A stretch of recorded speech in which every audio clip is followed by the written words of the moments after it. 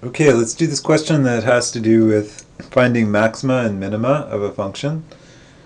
So find the absolute maximum and the absolute minimum values of f on the given interval, and then it's this polynomial here. So what we're going to do is we're going to use something called the closed interval method, which I'm sure you can Google. We talked about it in class, and it says that if you have a continuous function on a closed interval, then it takes a maximum, or it takes a minimum also.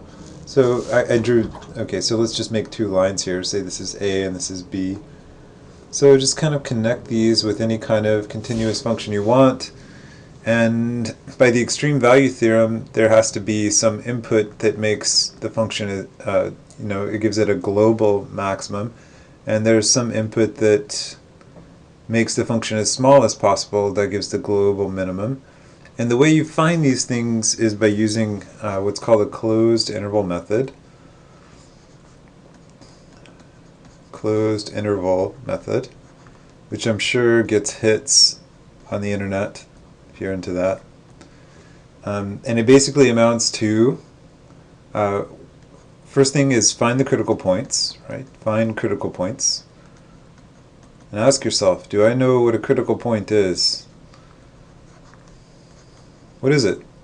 Critical point is an input that either makes the derivative 0 or at which the derivative doesn't exist. Okay, so first we find the critical points, then evaluate the function on the critical points. Evaluate f on the critical points and the endpoints. So by endpoints I mean the endpoints of this closed interval that we're given here. So it has two endpoints.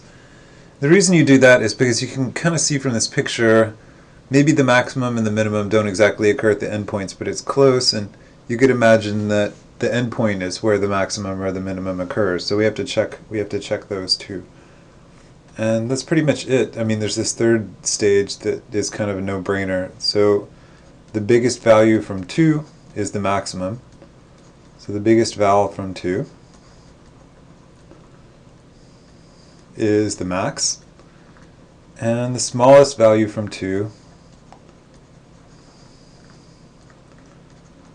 is the minimum. By 2 I mean step 2. I mean this step. Alright, so it's very easy. Easy peasy. And let me push this stuff down. Okay. Alright.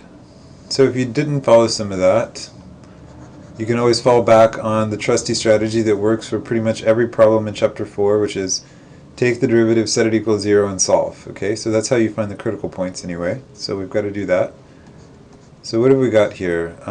F prime of x is, by the chain rule, 3 times x squared minus 1.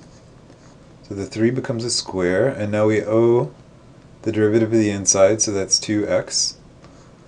And we set the derivative equal to 0. And you should be able to just tell me what inputs for x make this true. So this part is going to give solutions which are plus or minus x, plus or minus 1. Okay, so 1, negative 1, or 1 are going to make this thing 0. You just ask yourself what makes each part 0. So that's the answer there. And for here, 0. Okay. Alright, and we need to make sure that we only check the critical points that are inside the interval of interest. And they all are. Okay.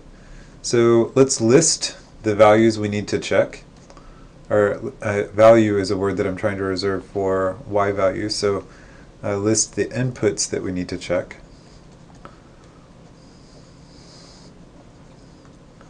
So this is the step 2 thing.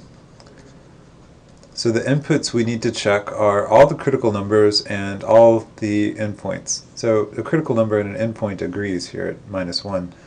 So minus 1 and 0 is 1, and 1 is 1, and 2 is 1. So I need to evaluate the original function on each of those values. So let me do that here. So I do f of minus 1. What is the function? There's the function. So when I put in minus 1 to the original function, I get 0. Okay, and I need to check this value 0. So what happens when I put in 0 to the original function? I get minus 1 cubed, which is minus 1. When I plug in 1 to the original function, I also get minus 1 because the square can't tell the difference between...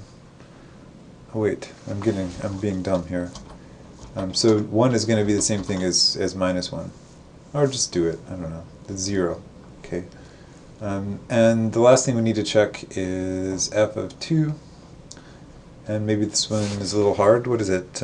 So 2 squared is 4, minus 1 is 3, cubed is 27. Wow, so that's clearly the biggest one, huh?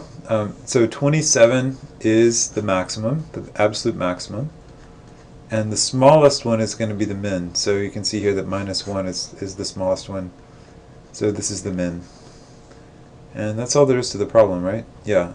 So we did that. Just look at the statement and believe with me that we did it. We found the absolute maximum and absolute minimum.